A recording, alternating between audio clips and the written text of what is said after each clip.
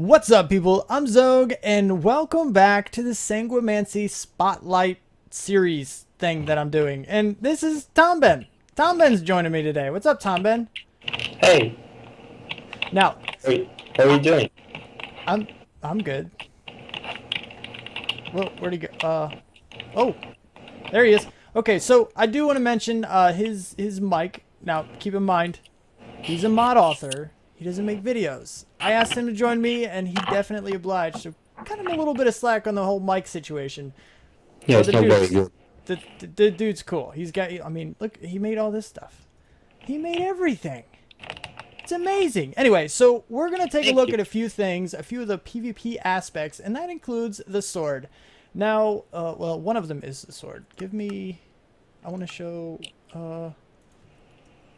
soul thing. Soul corruption reader. Let's take a look. Right now, I have no soul corruption. I need to get a bunch of soul corruption. Shift, right click, and now I have 400. Okay, so now the tool will work. Oh, I just got struck by lightning. So this sword right here is something I take a look at in another video, and wasn't able to demonstrate it because it's a PvP type deal. But what it does is it actually steals hearts. It steals hearts from another person. Ooh, I misplaced. So if we hit Tomben right here, I died. he died. But I had extra hearts here. You see right here, add heart 54 seconds, remove heart 2 apparently. I don't know, some other things have happened. But and I have I don't know, I have remove heart and add heart. It's weird. Anyway, so that's just one of the aspects of the sword I wanted to show you. We're going to get into something else in a little bit. Another PvP aspect. Oh, where's the book? Let's go to mod. Oh, it disappeared. Yeah, my book disappeared. We've been killing each other a lot. It's a thing we've been doing. And, We've been having fun. we've been having a lot of fun. I want to show you this, too. Tomben showed me this. The energy bazooka. You see, when you shoot it, you get blown back, right? When you shoot it at your feet, you get blown... Oh. You get blown up in the air. Oh, there he is. Okay, I'm going to pick up his energy bazooka. I'm going to show you this, because it's hilarious. Oh, did it work? Wait. Oh, there it goes. Holy crap. Uh-oh, I'm dead. I'm dead. Ow. They went my armor too. Alright. Anyway, so... now I need to... That's why our inventories are completely clear, is because we've been blowing ourselves up quite a bit. Oh, I don't want that. Right click, right click, right click. Okay, so now that is out of the way, we're going to get started with some other PvP oriented things that Tomben has added into this mod. But we're going to set a few things up. We're going to see if we can't get to, I don't know, something over there, probably. And we'll be right back. All right, people. So now we have set pretty much nothing up, but that's okay. So the basic idea, the next concept, is that you can steal another person's LP. Yes. The whole LP network, everything. Yeah, everything in their network. So the basic idea how you do this is, first, you need to get one of these unattuned player sacrificing stones, which is made just like this. A few empty sockets, your blood orb, demonic slates, which is imbued in a tier 4. That's all regular blood magic stuff, so we're not going to get into that. But once you have one of these guys, you then need to throw that unattuned player sacrificing stone into a tier 5 blood altar with 30,000 LP, and it will turn into the attuned version. Now with this guy in your inventory, let's get rid of him, and then we're just going to go... Oh, I need the sword. I mean blade. I think you can kill me with the bazooka. Oh, should we have fun with it? Let's have fun with it. can How try. do we... Oh, did it work? Oh, look, it worked. We now have a focused player sacrificing stone. Perfect. You see right here, it says And I will focused... make it. LP stolen is 175562546. Now, a lot, basically. Now, the thief name is me. The current owner is Tomben Potter. So, basically, that means me, being Xogue, stole Tomben Potter's LP, and we can now use it. But how do we do this? So we now have his stuff, but what we got to do is we got to go in here and find the transfer. And I have 0 LP myself. and he has 0 LP. So it is actually taken from him right now. It's not his anymore. It's now all in this item. And once we go to this soul transfer, which is crafted with 4 more demonic slates, 3 diamonds, a weighted pressure plate, and a lava crystal, we can place this guy right down on the ground in a second. And it doesn't have to be, and correct me if I'm wrong, Tomben, but it doesn't have to be right near your blood altar or anything. It could be anywhere in the world, right? Nothing. Yeah. You just have to place it on the ground. Just anywhere in the ground. And then you take your focused player sacrificing stone with all of the LP and you right click on this thing. You see these particle effects and you stand right on top. And what this does is it gives them to you. Are you in creative? No. Then what? Oh, you have too much LP. I have too much LP. Oh, right. Okay, because yeah. That was, okay. That is a legitimate issue. Now, the reason I have so much, and take a look at those numbers and try to decipher what that is. Basically, that's 1.6 billion LP. The only reason you're able to have that much is if you do what I did and you go into the NBT tags and actually change it manually. Now, I did that so I could demonstrate all the rituals and stuff for another video, but I think you're going to have to kill me again. Well, I have to Because I just got all my LP back. Oh, did you? Yeah. Oh, well, that's okay. We demonstrated it enough. I'm not going to be able to steal it from you unless I lose all of my LP, and I'm not really interested in doing that. I like seeing the big number. So we'll let you keep your stuff. Thank you. Yeah, I'll be a nice guy and not kill you a second time. That's me being nice. Anyway, so that's the basic idea. If you didn't have too much LP in your network, then I would have successfully stolen all of his. Well, and there's something else. Because I don't want the one who was killed to be defenseless. So the thing that I just did was that he stole from me, he killed me, he stole my whole network. Right? Right. But if you manage to get on top of this block, to walk on top of it before the one who killed you does, then you can get all your LP back. So basically, I still have to use that focused player sacrificing stone on the block. But once those particle effects start going, those guys, which, yes, you can do with a regular attuned. You don't get anything from it, but it's cool. You can see those. Cool. But as long as those particle effects are there, then, you know, so once these are going, if you were to have jumped on first, you would have gotten all your LP back, and I wouldn't be able to steal it from you. Well, that's what I did, yes. Cool. So but then there's just one last thing. If a random person, a third person, tries to come and steal the LP that belongs to one person or the one who stole it, right? Right. If he tries to do this, he will be destroyed, basically. He will get wither, lightning, many bad things will happen to him.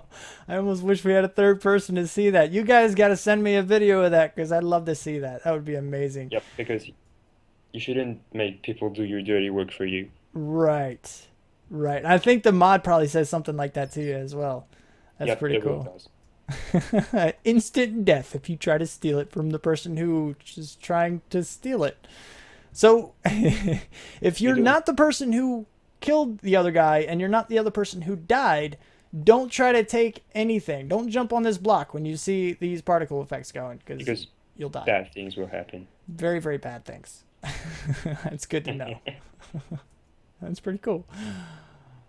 All right, guys. So that was Tomben. This is the creator of the mod. In case that wasn't clear, he made all of this stuff possible. So big thanks to Tomben.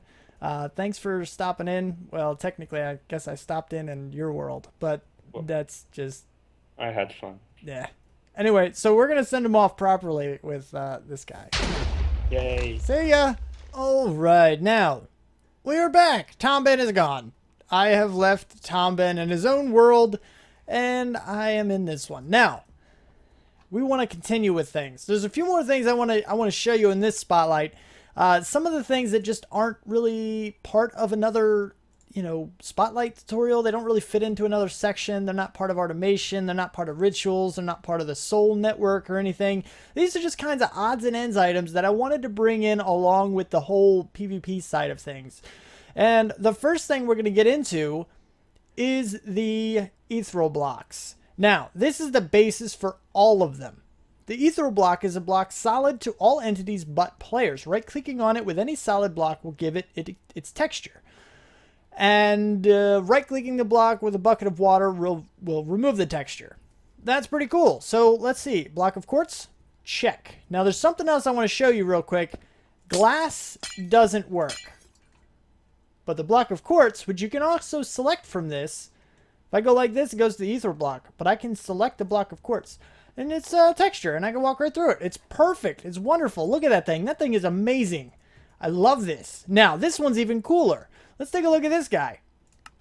The corrupted ethereal block has all the properties of the ethereal block. So all of them that this one has, except one. Plus one. The player needs to have reached a certain level of corruption to be able to pass through it. Right-clicking will raise it. Shift right-clicking will lower it. So basically, we can go right here. Let's remove this for now. And we can right-click on this guy. Minimum corruption 1, 2, 3. This one's still at 1, 2, and 3. You gotta pay attention to that. 5, 4, 5, 6, 5. And then we'll go down. And now the problem is, how much corruption do I have? 0? Crap. I can't pass through it, man. I can't go through. But we can go right here. We can lower this back down to 0, and this one back down to 0. And I can go right through it. It's marvelous. It's wonderful. I love that. That's a pretty cool little trick. And then we can texture these as well. Now, what's next? We have, there's the corrupted blocks. Let's see, you get them. Ethereal blocks. Let's go this way. Push R on this guy. You get 32 of them when you have Strength and Catalyst, Magic Catalyst, Crystallios, Terre, Aether, and that. And you get 32 ethereal blocks. That's pretty cool. What about the next one? Basically, you need to do the corrupted infusion thing, which is what I was telling you with the catalyst. That's this guy right here. You hold this in your inventory, you right click, and then you hold the ethereal blocks in your hand for 100 ticks, at least 50 corruption, and that will give you your corrupted ethereal blocks. Now the next guy is the toggled ethereal blocks. And these guys, if you keep going, the toggled ethereal block is a block that can be camouflaged like ethereal block, but acts a bit different. If no redstone signal is supplied, any entity can go through it. When a redstone signal is supplied, it becomes solid once more. Sneaking makes it solid. So, redstone signal. If you sneak, it's solid. You let go, and basically redstone signal will act the same way. If we get a lever here, let's see if I can just stick these guys like right on it. Let's see if this works. And now there is a redstone signal. And we can't go through. I'm not shifting or anything. They're solid. And we can turn these off. Go right through them. It's pretty cool. It's a redstone door that doesn't have to move. It's pretty interesting. And now we can go on to the next one. Which, this is a shaved... Okay. The bound ethereal blocks are ethereal, corrupted, or toggled ether blocks. So any of these other three. Only the one who placed them can break them. So these are like locked. To craft them, drop between 1 and 64 of them in a ritual of binding and activate it. And so only the person who placed these, and I can't test that. I don't have, Tomben left, so I can't have him try to break these or anything, but that's not a big deal. I mean, just trust me. If you didn't place it, you can't break it. It's a thing. Now, then we keep going onto the personal ethereal block. Now, there's also some other ones, like the bound corrupted, which are, like the book says, the bound ones are ethereal, corrupted, or toggled. So it's the same ones, except they're also bound. So they're bound to you. So this is your regular ethereal. This is your corrupted one. So you can set this guy, by right-clicking to raise it, shift right-clicking to lower, that kind of a deal in order to, be able to pass through it. Oh, wait, right-click. There we go. Now I can't. See how that works? And then you have, the third version with the redstone signal. So you have regular, corrupted, affected by corruption, affected by redstone, and then you have the bound ones, so only you can break these, but it's still regular, corruption, and affected by redstone. And then the personal one is a little bit different. If you go to the personal ethereal block, that acts like a bound ethereal block, but only the one who placed it can go through it. It is solid for anything else. And again, this is one that I can't really test all that well because I don't have another person here. Time set day. Thank you. But again, you know, if anybody else was here, they would see it as a wall, especially if I were to coat them. I don't know what you guys are talking about. There's no doors here. They're just pillars of quartz. That's all they are. That's all they are. Don't worry about it, man. Don't you worry about it at all. Anyway, so that's the basic idea of the ethereal blocks. And they're really, really cool. I like them. I like them a lot. And this is how you get the personal ones. Just a name tag surrounded with bound ethereal blocks. So you kind of work up the tiers. You have redstone with regular ethereal blocks. Will give you the bound ones. And then you can go all the way to the personal ones by putting the bound ones in a name tag. And that's just kind of how you work up through the tiers. And again, Tomben is awesome for including the ability to use the other ones in the higher tiers. It's a pretty cool thing. Pretty awesome. All right, now, sacrifice magic right here is pretty much what Tomben did, or well, what I did to Tomben earlier when I stole his LP, or tried to at the very least. And basically, this has some little, you know, interesting things, and basically, it's buried in some other stuff. If you've come here to find some fluffy orb talk or some bland sacrificial knife pictures, you're at the wrong place, because we're going deeper. And human sacrifice, tremble, mortal. And it's interesting how he does this, but basically this just explains how to do what we just did. And then you go into soul corruption, and it says, you know, it tells you about the whole soul corruption thing that I'm pretty sure we've already explained a little bit, and you've seen it. You know, that's this little guy right here where I basically have nothing. Let's shift right click, give myself a little bit. So now I have 400, which if I didn't say, when you're already in creative only item, you can shift right click with this guy to give you 100 corruption. Something that Tomben actually just told me, and I was sitting here holding it forever before. Anyway, it doesn't really matter too much. The basic idea is that once you have soul corruption, weird things will start to happen. You know, you'll see these random blocks pop up everywhere like that. They're not real blocks. They are not real. You cannot mine that and get a diamond out of it. It's not a thing you can do. I mean, really, you think so corruption's going to give you real diamonds? No, they're going to trick you because it's corruption. Anyway, you'll also get struck by lightning sometimes. You'll quote-unquote misplace hearts. Demon chickens will start to follow you around. A whole bunch of nasty things will start to happen the higher you get in corruption. And the higher it gets, the more rough it's going to get. I didn't put you... Oh, see? Something like that. Now that I have a whole bunch of corruption. I didn't put that there. That's why it disappeared. Anyway, so how do you manage this? There is a way to get rid of it. And you do that through soul protection. Now right here it says, honestly, I hope the last chapter scared you. Soul corruption is not to be messed with, for it puts your very soul at stake. However, if you decide to do so, this chapter is here to do some damage control and avoid the slaughter. Be warned, you will never be able to rid yourself of corruption. It is forever bound to you. However, there is a way to reduce the effects it has on your person. So, that is kind of a thing. Now, it also goes on a little bit further to say that it is very costly, both to set up and maintain. The Soul Corruption Crystallizer permits at the cost of LP and the Sanctus reagent to effectively bind your corruption to this mortal plane. Doing so slowly transfers your corruption to the block. Once all of it has been transferred, the block will continue needing a steady supply of LP and reagent. And this is basically how you build it, which I've already built out and we're about to activate. So the basic idea is that you place this guy 2 blocks above. If you count here, you have this guy, and then this is placed right on top of that block. After you do that, you place 4 Master Ritual Stones right in the corners. You see how this is kind of a 3x3 area? Right in the corners of that 3x3 area where the crystallizer is in the middle. And then just to make your life a little bit easier, you want to go ahead and go to this guy. And let's go this direction, full spring. Okay. All right, you bounce me around. I get it. You're capable of doing that. And then just activate, or not activate, but fill out these guys so you have all of the runes in place. Because once you do that, you just have to go in between each of these. 2 on each side. 2 here. Master Ritual Stones, that is. 2 Master Ritual Stones. 2 and 2. So there's 8 more. 2, 4, 6, 8. 8 more Master Ritual Stones right here. And then you want to go to your Serenade in the Nether. And make sure all of these are filled out completely. And once you do that, just activate them all. Oh, I'm too weak. What? Do I not have any LP? Apparently I don't have any LP. I do have LP. Okay. Alright. I get it. And now it's night. Slash time set day. Thank you. Alright, so you feel a pull, but you are too weak to push any. Something stopped you. What? What is happening? Do I need the active, this one? No, I don't.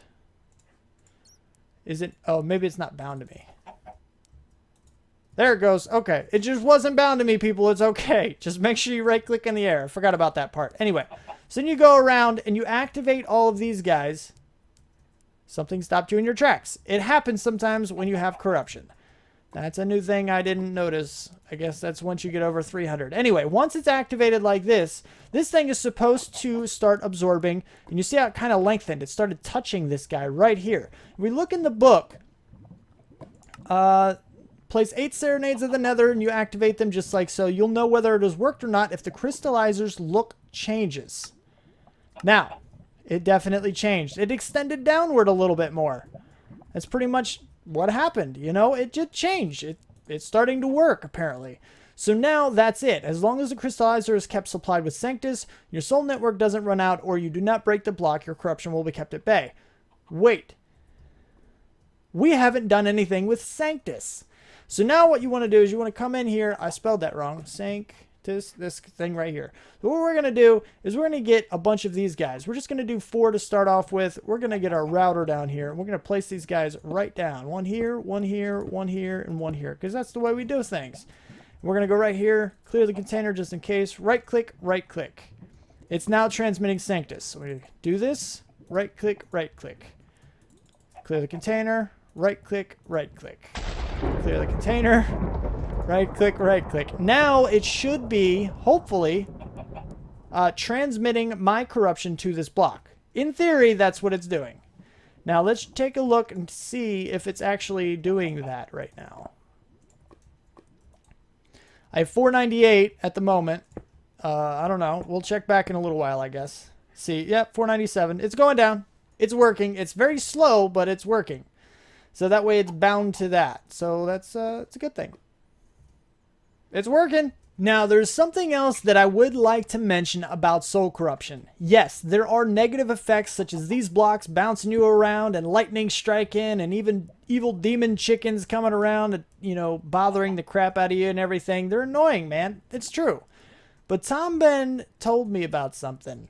Once you get over a certain amount of corruption, I'm going to leave a little bit open to you to figure out how much you actually need. But once you get over a certain amount, it actually starts to help you. And you start to get good buffs from this stuff. It's pretty cool. So check it out and play with it. I mean, you can always set this guy up to take away your corruption. It might take a while. You might have to endure some pretty crazy things. But after a while, it's going to start to help you. So keep your eye on it. See what you can find out. I'm curious.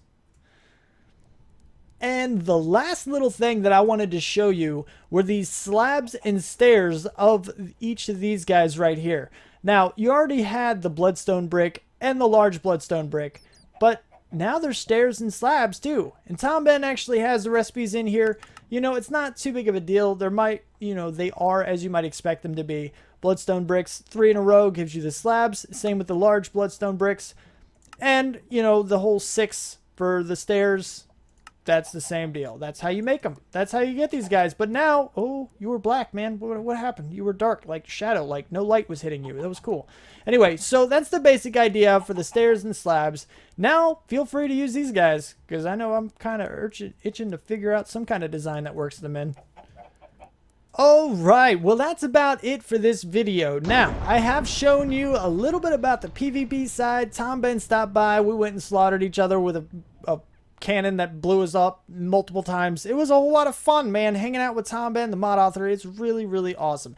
And we went through and discovered all about that PvP stuff. I stole his LP. It was awesome. And it was cool. But we also figured out how to keep your corruption at bay, as well as saw some of the decorative blocks and the more functional blocks like the ethereal blocks. Those are really cool. And those are the kinds of things that just didn't really fit into any other, you know, video type. You know, there's certain themes that I'm going for as far as blood altar automation and rituals. These things didn't really fit into any of the other videos, so I put them in this one as kind of a miscellaneous. So here you go. This is just some of the more outside the box kind of items, and I hope you liked it. I really did. And if you did, don't forget that like button. If you want to see more, you want my videos sent directly to you, then don't forget to subscribe. Comment, favorite, share if you feel like you want to. Don't forget to check out the other Sanguimancy Spotlight videos that are down in the description, and more are coming shortly if they're not already out. So keep checking back to see if that list expands at all, and I will see you next time. Bye.